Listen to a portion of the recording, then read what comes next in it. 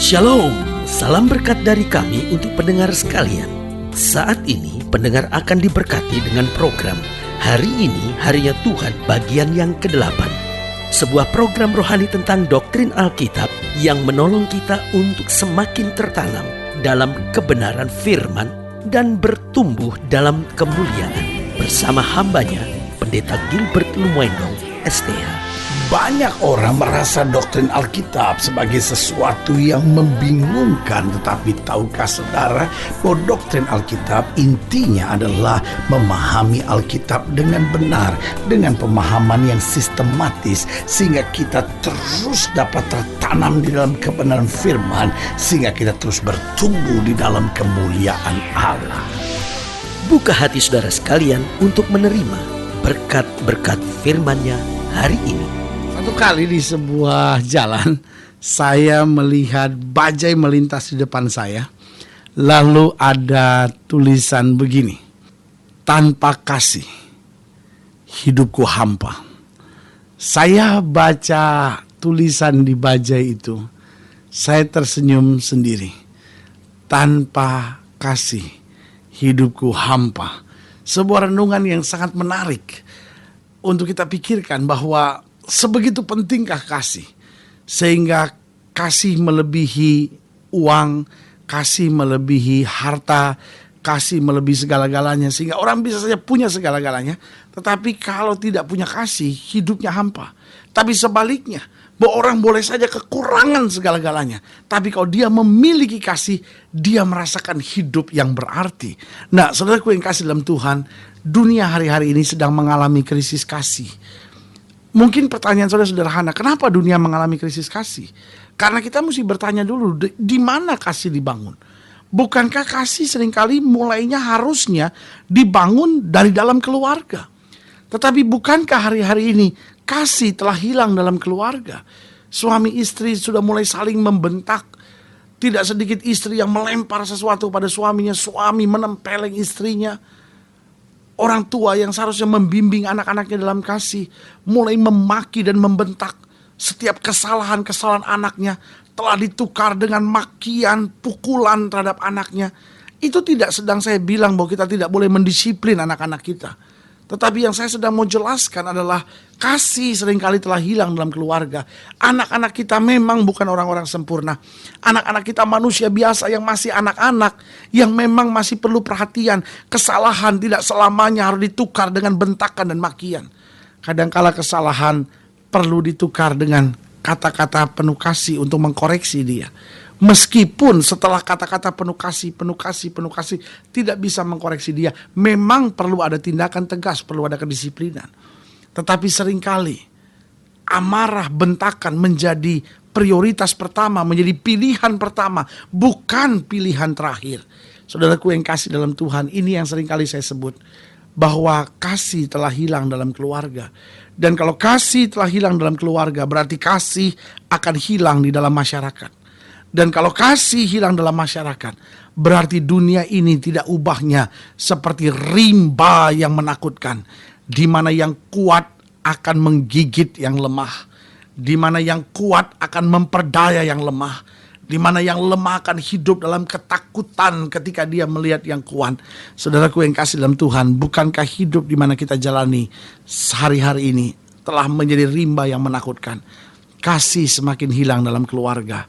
Tetapi saudaraku yang kasih dalam Tuhan, meskipun kasih hilang dalam keluarga, meskipun kasih hilang di dalam dunia ini, meskipun kasih telah hilang dalam masyarakat, tapi saya mau beritahu, kasih tetap ada di hatinya Allah bagi setiap kita yang membuka hati buat dia. Sehingga setiap kita yang membuka hati buat dia akan menerima kasih Allah. Dan kita dapat berjalan tetap mengalami kasih.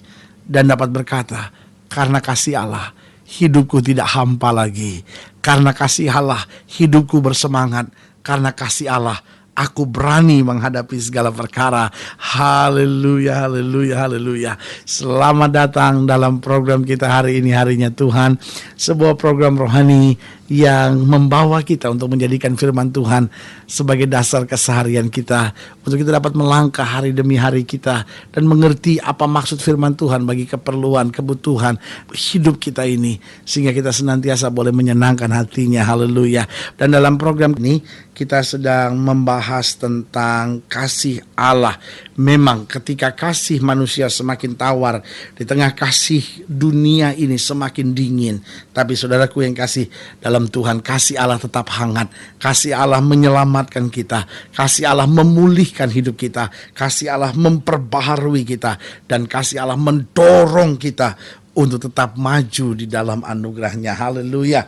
Nah, saudaraku yang kasih dalam Tuhan, dalam Yohanes pasalnya yang ketiga, dalam Yohanes pasal 3 ayat 7 sampai ayat 21, demikian firman Tuhan. Janganlah engkau heran karena aku berkata kepadamu, kamu harus dilahirkan kembali. Angin bertiup kemana ia mau, dan engkau mendengar bunyinya, tetapi engkau tidak tahu dari mana ia datang atau kemana ia pergi. Demikian halnya dengan tiap-tiap orang yang lahir dari roh. Nikodemus menjawab katanya, bagaimanakah mungkin hal itu terjadi? Jawab Yesus, engkau adalah pengajar Israel dan engkau tidak mengerti hal-hal itu. Dengan lain kata, engkau akan mengajar hukum Taurat, tapi engkau tidak mengerti tentang kelahiran kembali bagaimana? Jawab Yesus, engkau adalah pengajar Israel dan engkau tidak mengerti hal-hal itu. Aku berkata kepadamu, sesungguhnya kami berkata-kata tentang apa yang kami ketahui, dan kami bersaksi tentang apa yang kami lihat, dan kamu tidak menerima kesaksian kami. Perhatikan, Yesus sedang mau mengajar dengan tegas kepada Nikodemus dan berkata bahwa sesungguhnya banyak orang berkata-kata tentang apa yang tidak diketahui. Banyak orang sedang mengajar tentang apa yang tidak dia ngerti. Banyak orang sedang bersaksi tentang apa yang tidak dia lihat. Makanya Yesus dengan tegas bilang, kami berkata-kata tentang apa yang kami ketahui, dan kami bersaksi tentang apa yang kami lihat, tapi kamu tetap tidak menerima kesaksian kami. Ayat 12, kamu tidak percaya waktu aku berkata-kata dengan kamu tentang hal-hal duniawi. Bagaimana kamu akan percaya kalau aku berkata-kata dengan kamu tentang hal-hal surgawi? Tidak ada seorang pun yang telah naik ke sorga selain daripada dia yang telah turun dari sorga, yaitu anak manusia. Dan sama seperti Musa meninggikan ular di padang gurun, demikian juga anak manusia harus ditinggikan, supaya setiap orang yang percaya kepadanya beroleh hidup yang kekal. Ayat yang ke-16, karena begitu besar kasih Allah akan dunia ini, sehingga ia telah mengaruniakan anaknya yang tunggal, supaya setiap orang yang percaya kepadanya tidak binasa, melainkan beroleh hidup yang kekal. Sebab Allah mengutus anaknya ke dalam dunia bukan untuk menghakimi dunia, melainkan untuk menyelamatkannya oleh dia. Barang siapa percaya kepadanya, ia tidak akan dihukum. Barang siapa tidak percaya, ia telah berada di bawah hukuman, sebab ia tidak percaya dalam nama anak tunggal Allah. Dan inilah hukuman itu, terang telah datang ke dalam dunia, tapi manusia lebih menyukai kegelapan daripada terang, sebab perbuatan-perbuatan mereka jahat. Sebab barang siapa berbuat jahat membenci terang dan tidak datang kepada terang itu, supaya perbuatan-perbuatan yang jahat itu tidak nampak. Tapi barang siapa melakukan yang benar, ia datang kepada terang, supaya menjadi nyata bahwa perbuatan-perbuatannya dilakukan oleh Allah. Haleluya. Ayat 16, saya ulangi sekali lagi, sebuah ayat yang sangat terkenal, dikatakan, karena begitu besar kasih Allah akan dunia ini, sehingga ia telah mengaruniakan anaknya yang tunggal, supaya setiap orang yang percaya kepadanya tidak binasa, melainkan beroleh hidup yang kekal. Nah, saudaraku yang kasih dalam Tuhan, waktu Alkitab berkata karena begitu besar kasih Allah sehingga ia telah mengaruniakan anaknya yang tunggal, apa yang sebetulnya Alkitab mau gambarkan tentang kasih Allah? Yang pertama, bahwa kasih Allah dibuktikan dengan tindakannya. Saudaraku yang kasih dalam Tuhan, Allah yang mengasihi bukan hanya Allah yang mengajar serta berbicara tentang kasih, tapi Allah yang mengasihi adalah Allah yang mengorbankan anaknya, yang mencurahkan darahnya di atas kayu salib bagi kita yang percaya. Saudaraku yang kasih dalam Tuhan, dunia ini sedang penuh dengan orang-orang munafik, orang-orang yang cuma ngomong mengasihi, tapi dalam tindakan sehari-harinya justru menyakitkan dan membenci.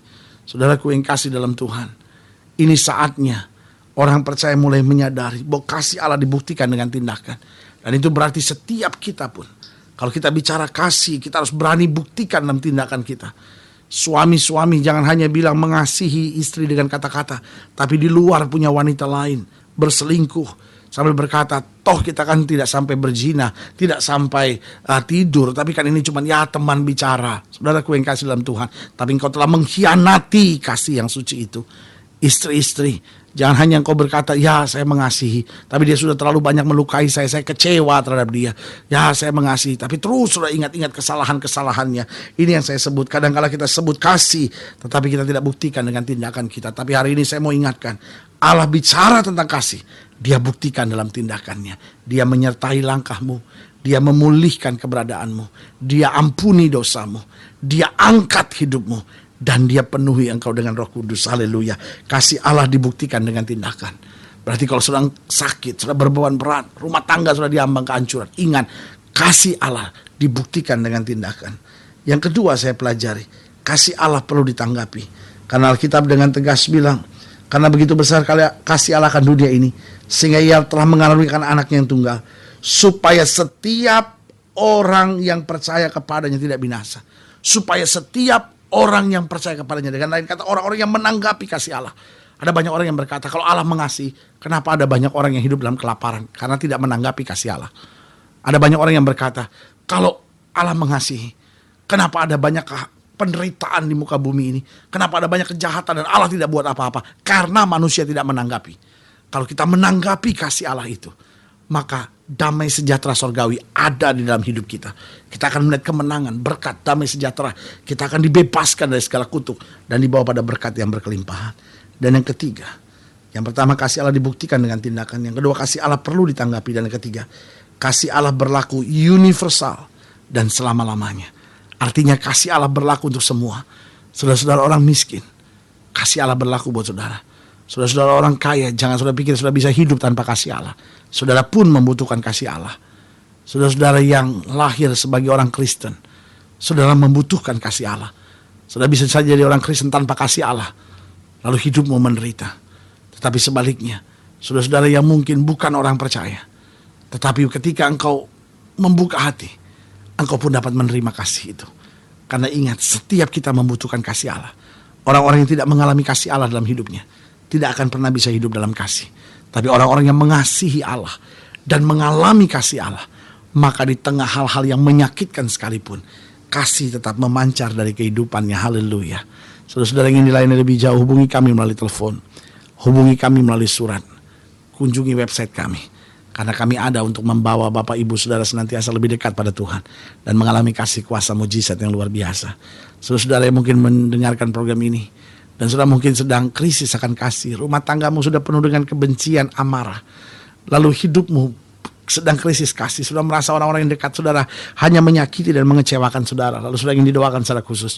Melalui program ini saya mau berdoa buat setiap saudara. Saudara boleh taruh tangan kanan saudara di dada dan kita doa. Bapa dalam nama Yesus, hamba doa buat yang sakit, hamba doa buat yang berbeban berat, hamba juga doa buat rumah tangga yang sedang krisis kasih, buat orang-orang muda yang sedang mengalami krisis kasih, mereka-mereka yang sedang hidup dalam kekerasan, amarah, kebencian, dan sedang merasa bahwa tidak ada orang yang peduli, tidak ada orang yang mengasihi. Melalui program ini hamba berdoa di dalam nama Yesus, Tuhan jamah, Tuhan pulihkan, Tuhan kerjakan mujizat, Tuhan bangkitkan iman kami untuk kami melihat anugerah kasih setia Tuhan yang luar biasa. Di dalam nama Yesus kami berdoa. Haleluya.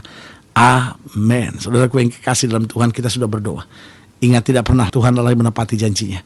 Ini saatnya buat kita untuk bangkit. Ini saatnya buat kita untuk beriman. Ini saatnya buat kita untuk percaya. Ini saatnya buat kita untuk bersemangat, bersuka cita menghadapi segala perkara. Karena kita tahu roh di dalam kita lebih besar dari roh yang ada dalam dunia ini. Haleluya. Doa saya menyertai saudara sampai berjumpa pada program berikut. Dan jangan lupa, jadikan hari ini harinya Tuhan. Haleluya.